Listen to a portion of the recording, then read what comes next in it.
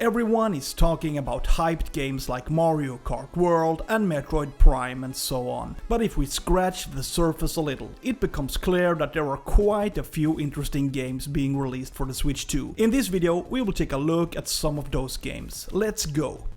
Shadow Labyrinth is expected to be released for both Nintendo Switch and Nintendo Switch 2. Bandai Namco has developed a two-dimensional adventure that I think is more reminiscent of a Metroidvania.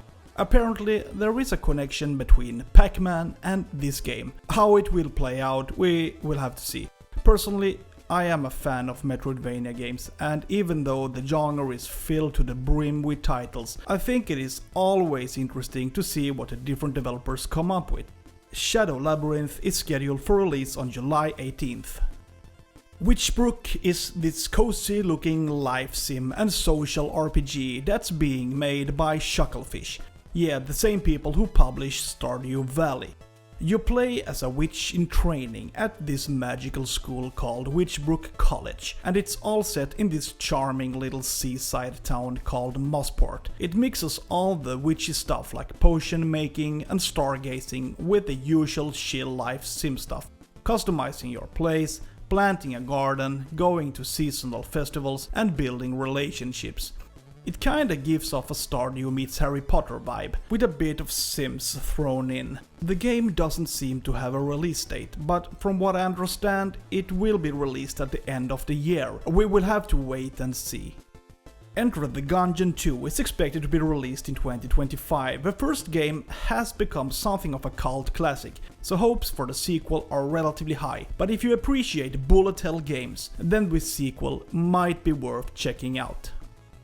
Koei Tecmo recently revealed that they will be releasing Wild Hearts S, and a version is coming to the Nintendo Switch 2. From what I understand, this is simply Wild Hearts, which was released for PS5 and Xbox back in 2023. But now they have added an S to the title, which seems to mean that the game has also received some changes or updates. However, I'm not entirely sure what's new this time around, except that the game will be launched on the new Nintendo console. Anyway, Wild Hearts is an adventure game set in feudal Japan. Here you can hunt beasts with up to 4 players and craft tons of items in order to be prepared for battle. Wild Hearts S is expected to be released on July 25th. Koei Tecmo will also be releasing Nobunaga's Ambition Awakening Complete Edition, and the planned release date is June 5th. This edition includes the base game, 6 new scenarios and a bunch of other new features. Nobunaga is a game series that has been around for a really long time. The first game was released in the early 80s, so it's pretty amazing that the series is more than 40 years old. And the franchise has proven to be quite popular, having sold more than 10 million copies worldwide. Okay, so let's throw in a real treat. Street Fighter 6 is certainly one of the more well-known fighting games that have come out in recent years, and at the time it felt a bit hopeless because I suspected that such a behemoth would never appear on the Switch. But with a new console, you can almost expect the best. Street Fighter 6 is expected to be released on the same day as Switch 2, so it's at least a game that I will get right away. The version is called the Fighters Edition and includes all the characters from the 2 previous years. In addition, it should be possible to play cross-platform in 60 FPS.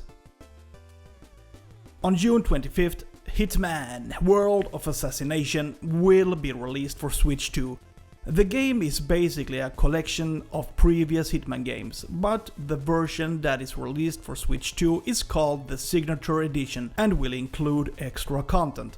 But basically, this is a really meaty collection, and if you like the Hitman games, then you have more than 100 hours of gameplay ahead of you. In addition, this is not a cloud version, which means that you can now play the game both offline and on the go.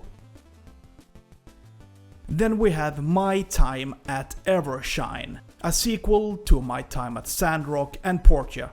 In this game, you play as the governor of a small town, and you can collect resources, fight or experience romance.